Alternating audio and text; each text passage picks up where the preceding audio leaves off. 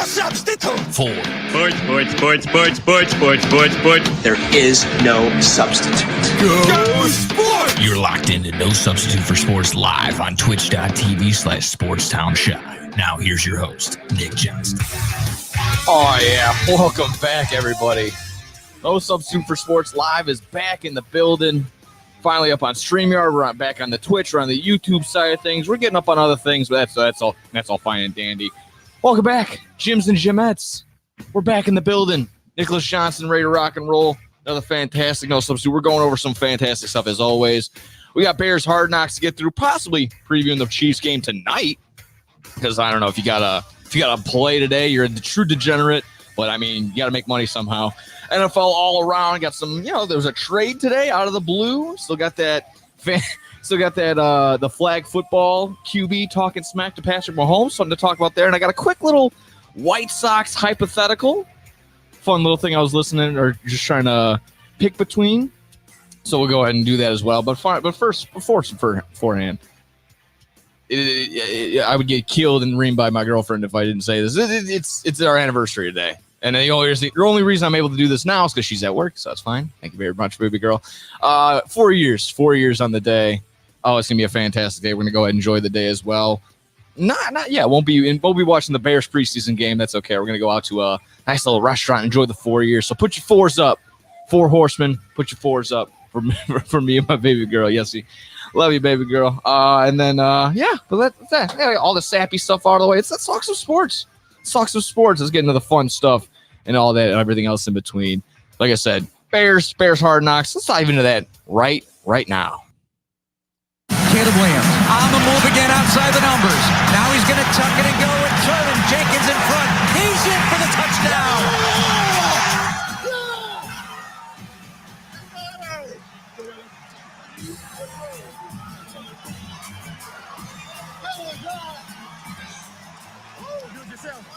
Caleb Williams finishes off the drive.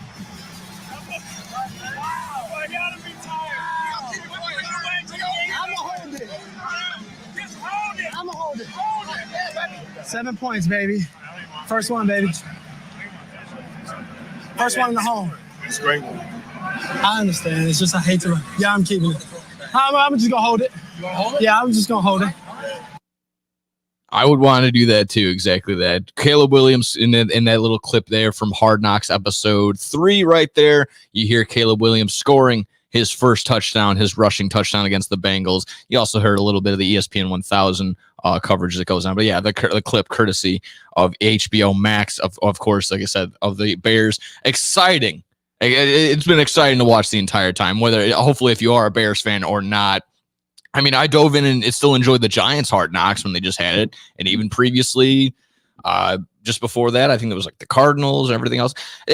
I love the Hard Knocks, whether it's my squad or not. I mean, the only other Hard Knocks I could do that would really get my intrigue if they did it on me and my fantasy team, but it's just not going to be in the cards. I don't know if HBO studios are going to be doing that anytime soon, but it was another fine episode. Again, some people were a little bored with last week's apparently. Again, anytime you get football, even the behind the scenes stuff to a certain extent, I'm excited. I'm happy. I enjoy that type of stuff. I like hearing the ins and outs, and you got a lot of that throughout this episode. I mean, I got a couple of pinpoints here to get through.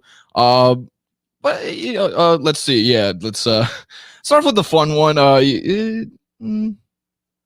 Either Tory Taylor. Let's go. Tory Taylor and Tyson Bagent both had really nice one-on-one breakdowns for them. You got to see Tyson Bagent finally introduce his dad, who we all know from every other broadcast that he was a starter for. He's the arm wrestling champion, #1 with his left, top 5 with his right.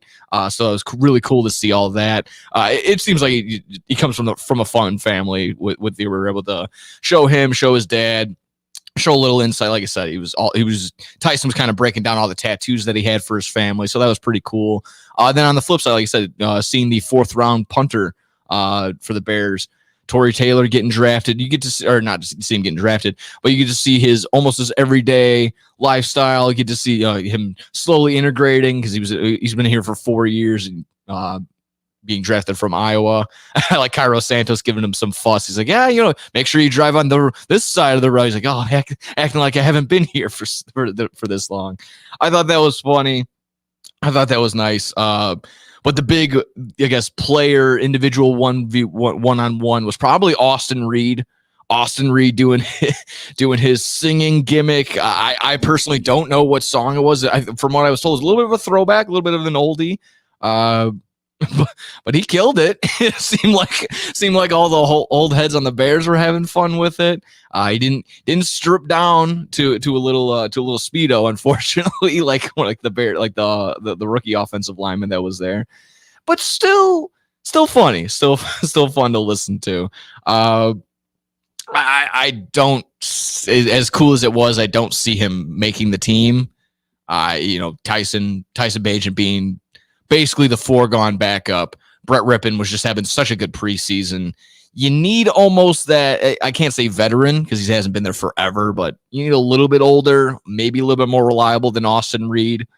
But still, you're rooting for the kid. I'm rooting for the kid in that sense. And I also find myself rooting for Velus Jones Jr. a little bit when, you can catch me on the YouTube side of things, or even on the past live stream, No Substitute episodes. Probably given my fair share of criticism to Velus Jones and just the fact that he can't really hold on to the ball, catch the ball, return a ball. He fumbles. He's a fumble merchant.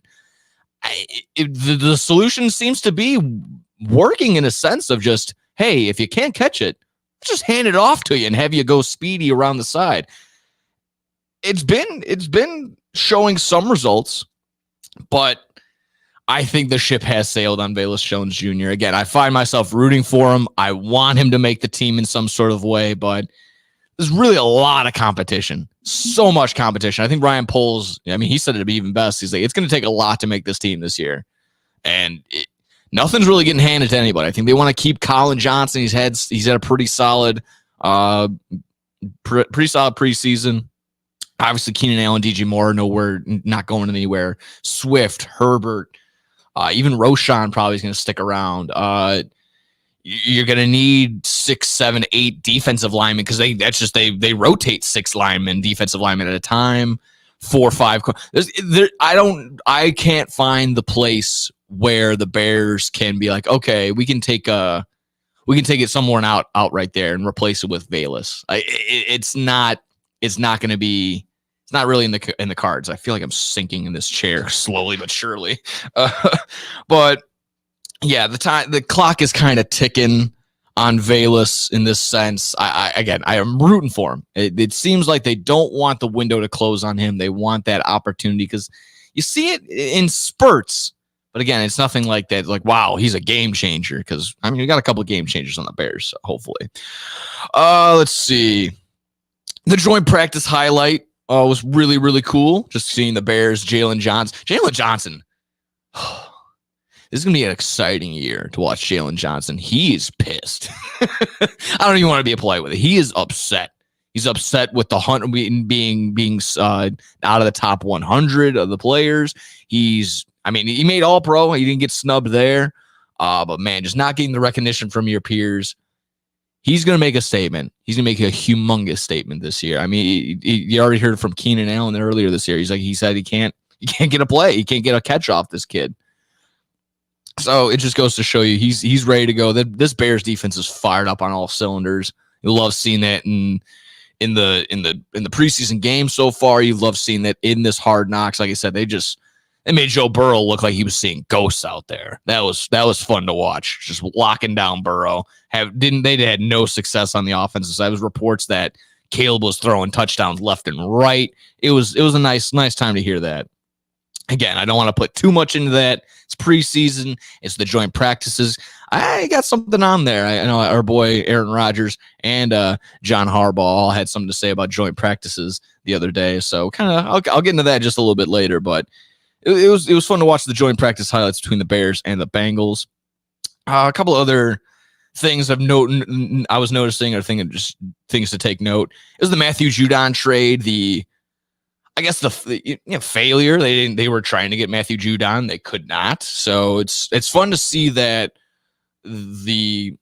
what would be the word? Just how it's very transparent. That's exactly that. Polls is very transparent in every sort of way in this Hard Knocks and just with the media. He's able to talk and discuss every which way that he feels about this. He wants to improve the Bears every which way, and I love that. But it was interesting to see him not get. It feels like this was the first trade that Ryan Poles was going for and then didn't get. I'm sure there's others behind the scenes that we haven't seen. But to see that publicly, that doesn't take away from Poles. But just like I personally, I'm going to put all my trust into him. If they felt that the risk was not enough or it was too risky to get Matthew Judon, who Judon went over to the Atlanta Falcons for a 3rd round pick, I believe. But how old is Matthew Judon? I want to try and they even have the first thing right here is Matthew Judon Bears. He's 34. I was 33. Okay, he's 32 going on 33. Okay. So not the worst thing. Again, it depends. I don't really recall what details, if any, they had for what was going to be traded, what was going to be moved. But for a 33-year-old edge rusher or linebacker, excuse me, he probably could use him as an edge rusher. I'm glad that they didn't, go all out for Matthew Judon. 3rd round pick is still pretty pricey for a 33-year-old, but he produces. That's the thing. I'm not going to take anything away from him. He produces. So, besides Ramondre, was the last name I could remember that's on the Patriots. Besides Drake May, I suppose, too. That's going to be New England, the highest of highs, and now experiencing the lowest of lows. Welcome to the basement.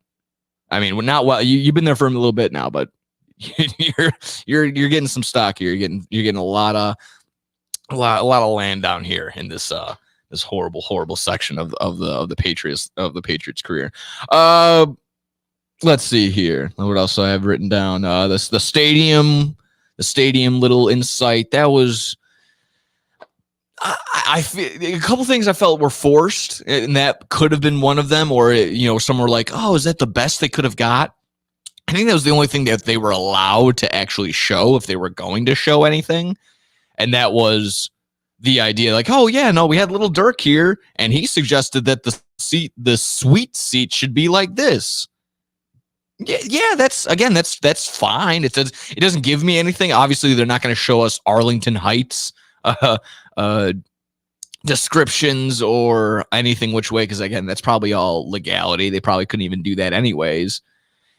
And not every fan besides the Bears fans are going to be interested in that anyways. So better to show the AI renditions of what the Bears stadium could look still where Soldier Field is, as opposed to, hey, they want to go ahead and uproot everything and to just try and basically educate everybody about the whole Arlington Heights situation within a 1 minute, 2 minute blurb. So it's I can live with the idea like, oh, we didn't get a detailed thing about the stadium.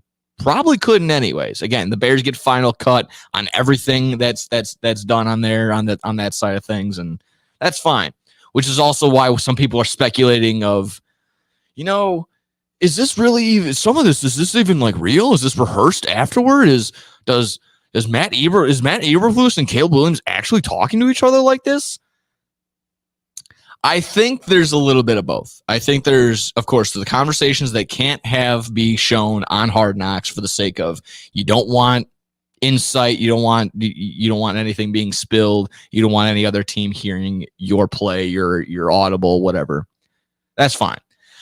What I don't think is the players, Caleb, Eberflus, had an extra hour and a half to fake a meeting just for Hard Knocks. I feel like everyone's time there is just a little more valuable than putting on a front. So if they, again, for those that are thinking the conspiracy theory of, that was such a weird, awkward conversation. No one actually does it like that. Was it odd the way that Caleb couldn't really figure out how to turn a chair around? Sure, yeah, but again, I think people are reading a little too much into some stuff. So I think that was basically summed up a majority of the episode. Again, I'm going to be looking forward to episode 4 recap and maybe again arguing maybe what the best part is. It could always be the actual like game footage.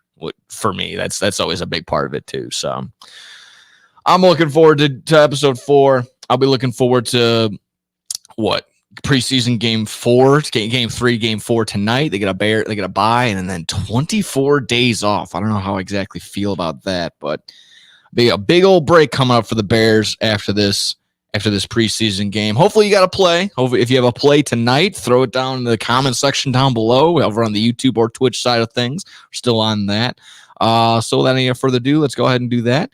When we return, we're talking about a little bit more NFL around the horn stuff. Joint practices, a yay or a nay? We got our Aaron Rodgers and John Harbaugh. I'll have something to say on that. We'll get more on that on no substitute when we return. You're listening to No Substitute for Sports live. Get out of my head! Get out of my head! On twitch.tv/SportsDownShot. This is your home for sports. Longtime fan, sports is like life. SportsTownChicago.com.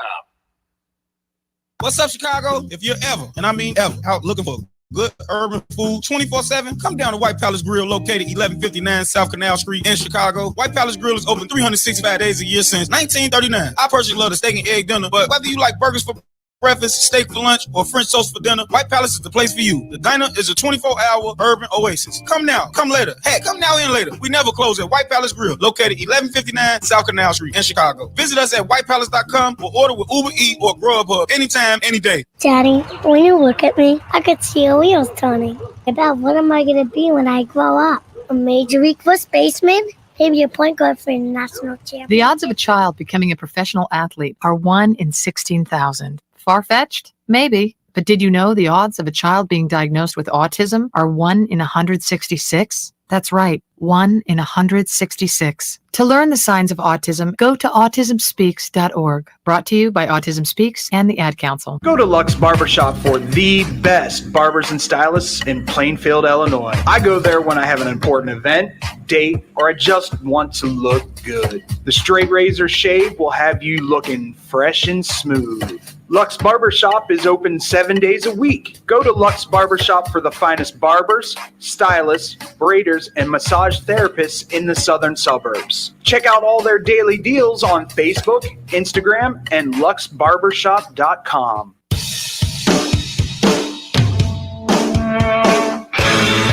Hi, this is Joe Perry and Steven Tyler of Aerosmith for Red. You know, it's okay to rock and roll and party down. Just don't get in that 2,000-pound bullet when you're done and cocked. And please don't drink and drive. I'm the one that jaded you.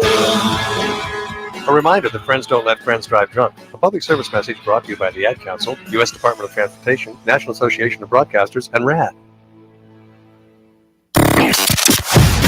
High school sports is here, and SportsOnChicago.com. We are ready to provide the best high school sports live coverage all across Northern Illinois. From the first kickoff of high school football to the final spike of high school volleyball, we at SportsOnChicago.com are ready to bring you high school sports live. SportsOnChicago.com and STC Friday Night Lights in a league of our own.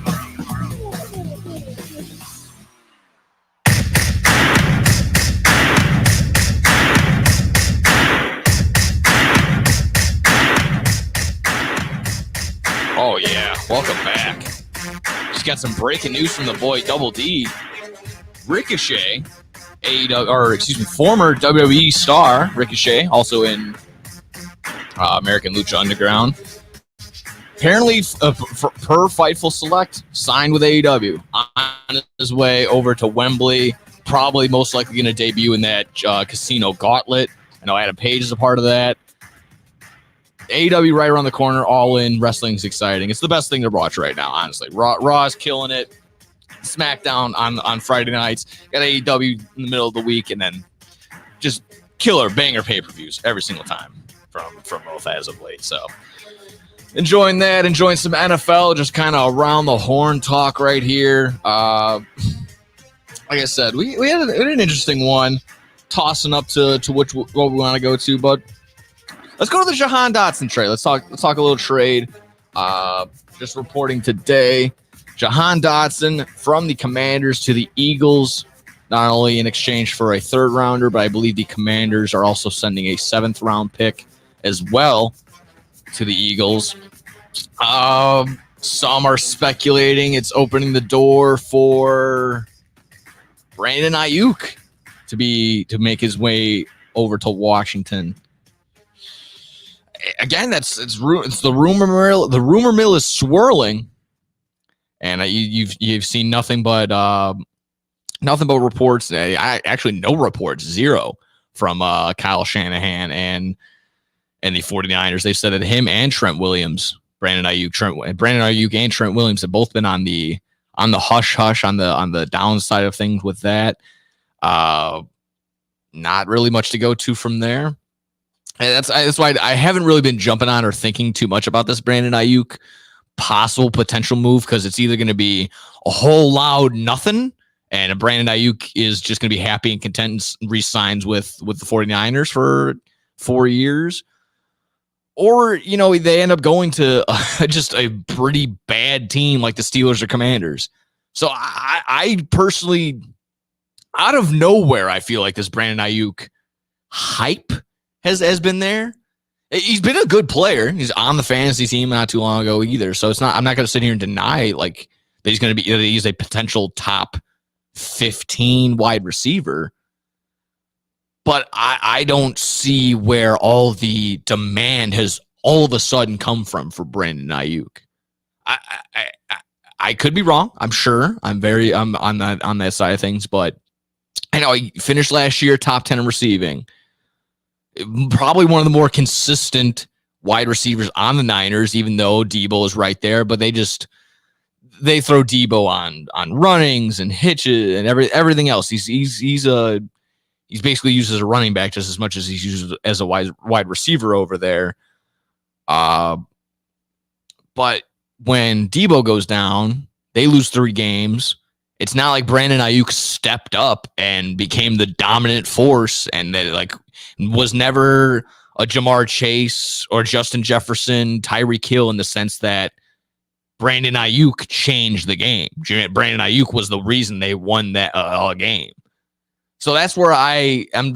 Again, I see the talent, but the want, the need to desire, the Brandon Ayuk doesn't make the Steelers a Super Bowl contender. Brandon Ayuk does not make the Commanders a Super Bowl contender, let alone even winning that division. So it was a very interesting move by the Commanders to trade within the division to the Eagles. I don't know how they keep getting away with just, I can't say screwing people over, but they get all the benefit on their side. I guess if or you can find some value in that 3rd round, but not quite sure. So Brandon Ayuk, potentially a Commander, but for sure Jahan Dotson becomes a Philadelphia Eagle today is the report. So there you go. Eagles. I don't know how you keep getting away with it. Let's see. Still around, like I said, I was talking joint practices earlier, and then this one was interesting. And I feel like the media, no one's really making a big point out of it, making anything out of it. It might, I don't think it's really that big of a deal anyways, but just something interesting, just kind of a little tinfoil hat that I was thinking of. So take a listen to Aaron Rodgers really quick on his idea of joint practices, and then we'll kind of reconvene, and I'll tell you what I'm thinking.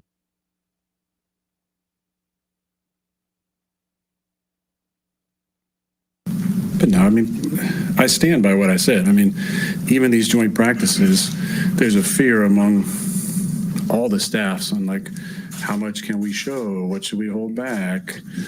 What are we actually going to run for this session? It's a who do you know coaching business. So everybody talks to each other, and if somebody doesn't like somebody, somebody has a friend on the Niners staff, maybe they're going to tell them something about something that we were in.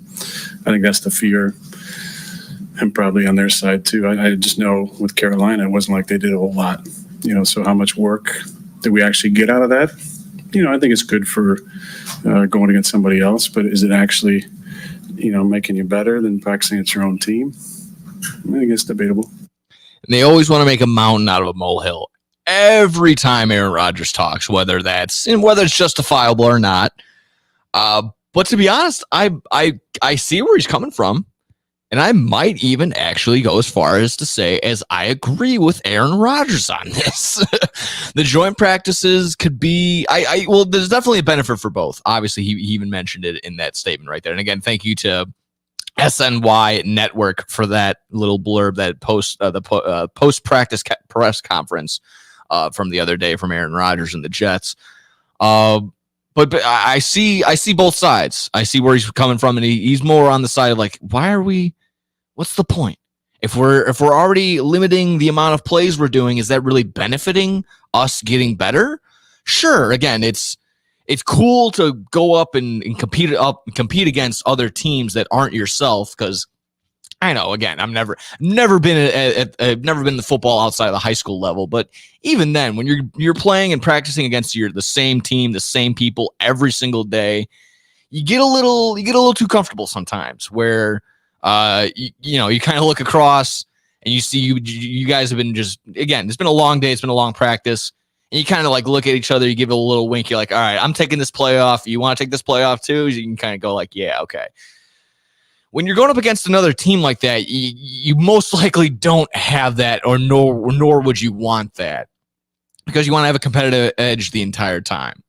And where, again, I see both ends. I see where, even John Harbaugh, where it was kind of asked about this, but he was more on the side of, these can be both beneficial for both teams no matter what, in the sense that if these teams come in and no nonsense want to come in here and get work done, then it can be done. So let's take a quick listen to John Harbaugh on his point of view on joint practice. The mindset of the two teams is the most important thing. If both teams come in with the same idea that they're two good football teams, are trying to take advantage of the opportunity to practice against another good football team and get a good football practice in, that's what you want. If a team's coming in like they're trying to prove something, some junior high thing, then, it's usually not good. So we're excited to go against Green Bay. We think they're that kind of a group, a good football team right there, almost in the AFC Championship game, proven team. So we're looking forward to that opportunity to go practice against those guys. Of course, Harbaugh referring to the Packers almost in the AFC Championship. He probably just misplaced it and should have said the NFC. But regardless, thank you to the Baltimore Ravens right there for John Harbaugh's little blurb about the joint practices. Again, he's exactly right. If two teams come in there and want to be as professional as possible and understand the job of, hey, let's get some work in. Let's not mess anybody up. Let's come in professional as can be. You can almost, again, cliche as it is, but almost like sharpening iron the entire time. You don't want that middle school mentality of hey, we're just going to come in here. Who can talk the best smack wins practice. That shouldn't be the route. And I can see, again, where some teams aren't going to be professional enough to do that. I can see where the Ravens and the Packers are professional enough to do that. But then you see Jets and Giants practice, just to bring it back to their joint practice. You see Sauce Gardner at the end of Jets-Giants practice waving goodbye to the Giants sideline. It's a maturity thing. It's a maturity thing on all sorts of levels. Is it Sauce Gardner's fault? No, maybe he's having a back and forth with the wide receivers all day. But it's the little stuff like that can spark a Giants versus Lions type fight. To where now my little aluminum foil hat comes on and says, hey, the league's been doing this forever, and they've had joint practices since I was in diapers, probably.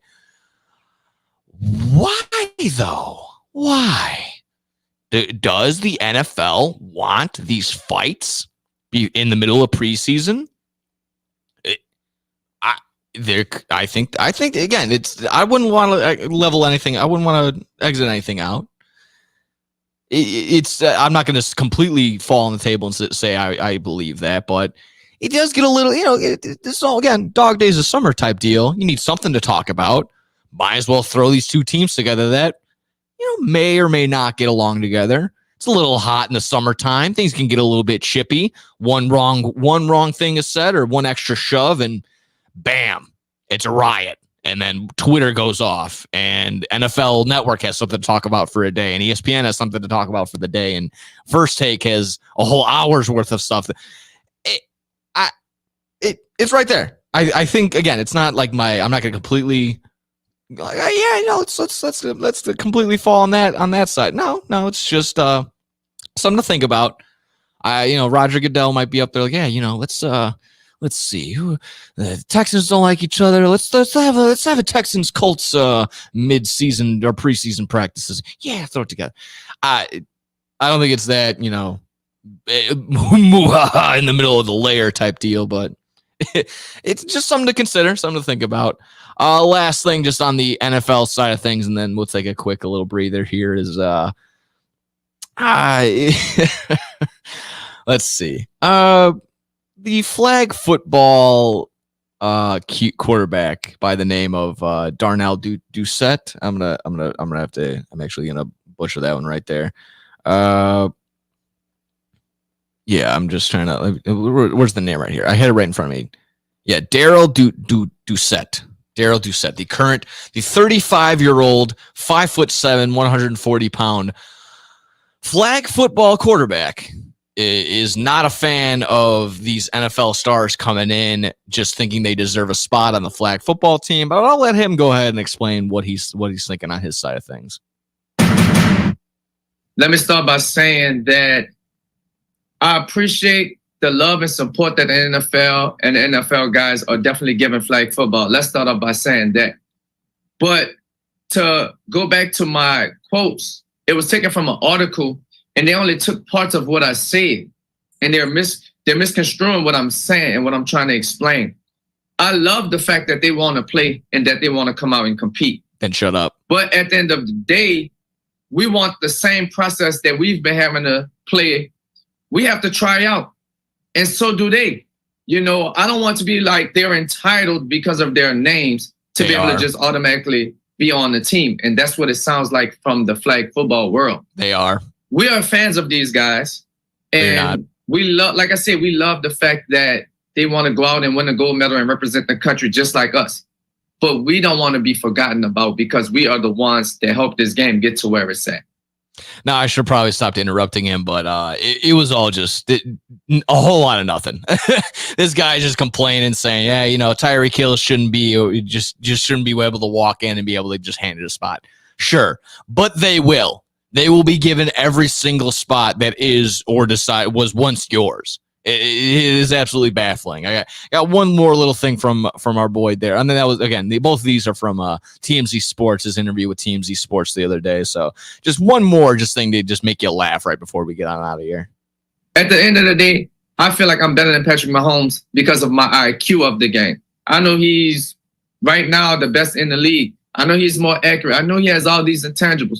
But when it comes to flag football, I feel like I know more than him. Oh, my God. Holy cow.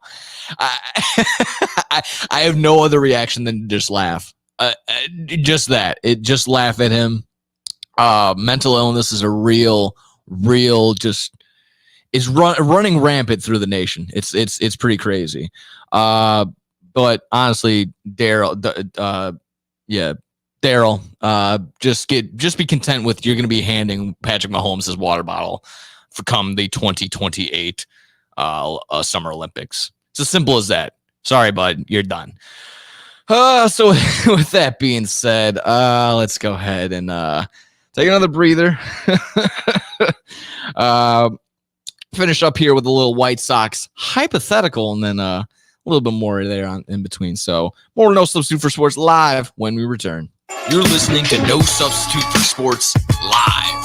Out of my head! On twitch.tv/SportsTownShot. I'm going to have to change that.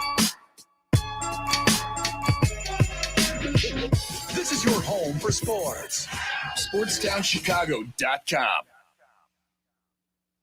Joe's Hot Dogs has been around since 1953, but I promise it's not old news. You don't have to like hot dogs to like Joe's on Plainfield Road in Joliet. Italian beef, hot dogs, shakes, and sides. My family's had a relationship with Joe's Hot Dogs for 3 generations. Golden fries with a tad bit of salt and the perfect amount of crunch come in a bag as big as your hand. And that's just small. For more on the menu, visit joeshotdogsjoliet.com, bringing that classic Chicago flavor to the suburbs. That's Joe's Hot Dogs across from CVS on Plainfield Road in Joliet.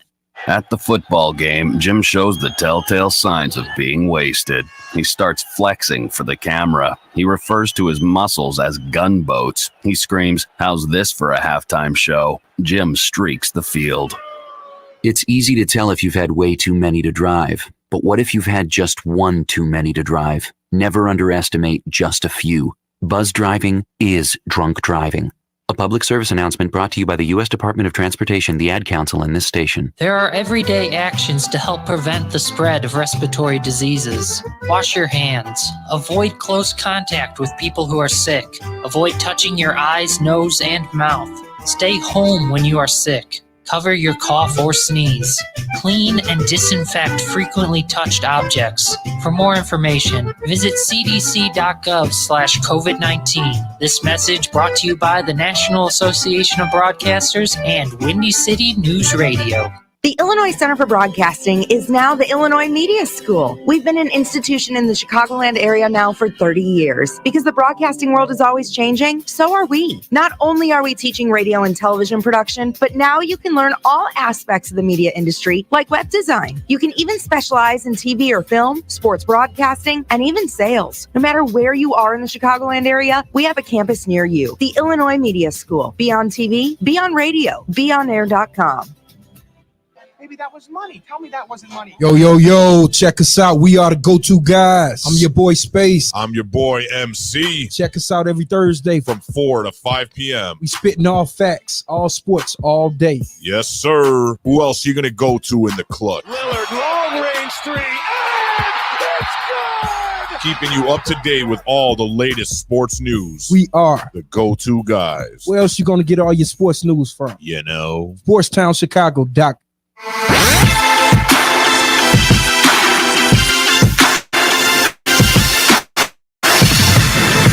Back once again. A little bit of NFL talk around the board. Like I said, reactions to the Jahan Dotson trade. I don't know if he might still be in the building. Double D, that take on the Commanders looking a little not too great. Not that great right now. Pending, of course. We'll get more into that on Monday when we talk Blow the Whistle. And that's, of course, here on the new StreamYard on the YouTube side of things. It's still on the Twitch side, all through StreamYard now. Make sure you like, view, subscribe, do it all the fun stuff. You don't want to miss an episode for really anything. We got a ton of great shows just across the board between, obviously, my own right here. We got Pitch Talk, a little bit of soccer talk with the boy Scotty coming up after. Our guy JJ is going to be coming up soon in a week or so. I think he's going to be starting up just like an all-around sports talk show, same thing. But, of course, every day throughout the week, you get Low Blow Sports also, if we ever get back in the studio for that. And Blow the Whistle as well. But, of course, the fight, the connect with Brett, solid right there. That kid's going crazy right now. He's between the parlays that he makes, and he's over in Washington right now trying to cover some stuff. So, shout out to him. Doing a damn fine job right there. So that's all good. Everyone's killing it. Everyone's killing it here, and we love that. That's awesome. All the positivity right there. But positive, gotta flip that over onto. I wouldn't say a negative. It's negative. It's nothing but negative on the south side of Chicago when it comes to the White Sox side of things. So I thought I'd throw up this hypothetical.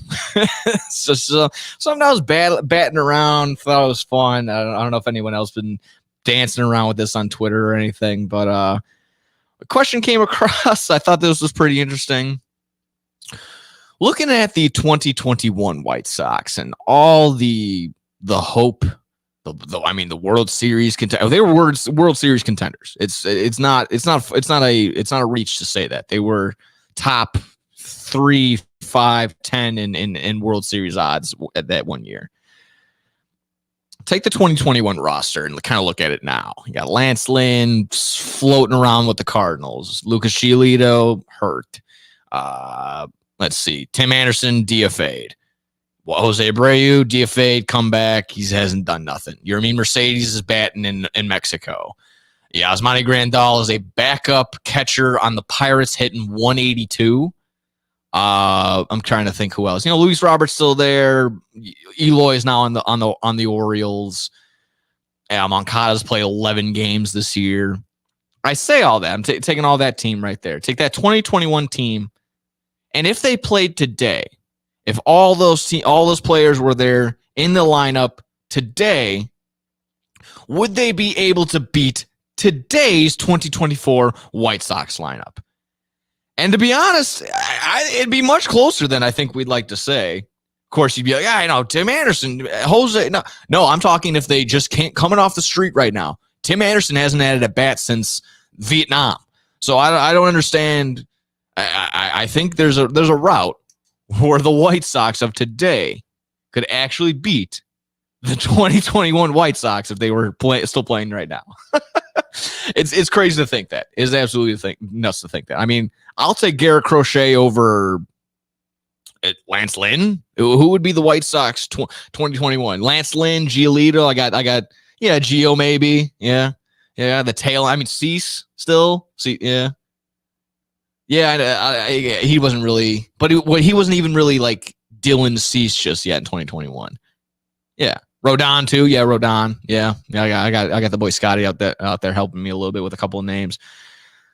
So the pitching might be there, but I'm still going to say Garrett. Oh, did one over who? Dallas Keuchel? Oh God, no. Yeah, I'm taking Garrett Crochet. Get this, Johnny Cueto. I know he was there last season. Johnny Cueto was pitching yesterday for the Angels. He got blown up, but he lost 3-0. So poor guy. This was his first start on the year. Didn't even know he was back to playing. So there you have it. I just thought that was fun to kind of circle around with. I thought that was pretty funny. Just the idea of Corey Julks could probably at this point beat out, Adam Eaton, who retired, and everybody else in that 2021 team. I mean, I root for the guy, but Liam Hendricks not there. I'll gladly take. There's literally nobody in that bullpen anymore, so never mind. I like Joe Kelly. That would probably be the only one that I would want back. Joe Kelly's just a dog. Bummer? No, God no. Dude, Bummer's awful. Don't even start. He might have had a month where he was good, but he's terrible. That's why, coming in, oh boy, that's a bummer every single time because he would just blow leads. So there you go. So that's that. I thought that would have been a little bit fun, a little funny just to think about. I think I'm going to give a lot. The confidence is in this 31 win team so far. Shout out to Corey Lee and Lance Sosa for getting down some runs yesterday evening. For the White Sox, able to squeak out a 6-2 win over the San Francisco Giants. 1-game win streak, baby. It starts with 1. Do they play today? They play today, Scotty? The White Sox. Okay, I'm gonna try and pull up anything right now because it's usually it's a lighter day. It's a getaway day on Thursdays, so a lot of series seem to end. And like I said yesterday, a couple of games were they don't play today. They don't play today, so. Let's see. White Sox are going to be back home in Detroit for 3-4 games right there. It's looking like, 3-game series again. Oh, no, 4-game series against the Detroit Tigers. That's going all the way into Monday. Then they'll go ahead and host the Rangers. So 2 teams coming up where, I mean, kind of they're just wild card spots for those teams at one point, but kind of crazy. I didn't even think about this. I'm not gonna go too much into it, but. Not going to get a 100-win season from anybody this year, which is pretty, I mean, not outlandish, but just goes to show you it's been really competitive this year. You have like 10 teams that are 4 or 5 games within first place of just the best record in the league. It's absolutely crazy. You got the Dodgers, the Phillies, the Yankees, the Orioles, even, dude, if it's nuts that, of course, yes, the White Sox are the worst team ever. But to think that 3 teams coming out of the AL Central are fighting for a playoff spot, it's pretty crazy. And they might actually get 2 of the 3 wild card spots between the Twins, whoever doesn't win the division between the Guardians, the Twins, and then it could be the Royals. it could be the Royals, and that scares me because Bobby Wood Jr. is just going to demolish us White Sox fans for the next, decade. So that's cool. Between him and Vinny Pasquantino, that name just comes with a side of marinara. It's unbelievable. Vinny Pasquantino. Unbelievable. Finally, so that's that. White Sox on the side of things. Just do something. Just don't go out as embarrassing as it has been. But my final little thing on here before we get on out of here. Just anniversary talk, like I said. Shout out to the gal, 4 years. Heading on over to nothing too crazy, but going over to Jim and Pete's over in Elmwood Park, and little decent little Italian food. So that'll be fun. 4 years, put your fours up. And I mean, it's as simple as that. So like I said, if I can get just 2 minutes to get sappy, I will. Shout out to you, Yessie. Everything you do. It's just, I mean, it's the reason that I'm able to fart around and do something like this. So going to work, killing it. You're working your tail off, and it's so much fun. So to 4 years, to 4 more, to 20 more, to everything more. That's you, baby girl. So I love you. And we'll see you a little bit later. So yeah, I got about an hour to go pick you up. So so hopefully you're chiming in, and hopefully you're chiming on the comment section side of things too. Always selling the show.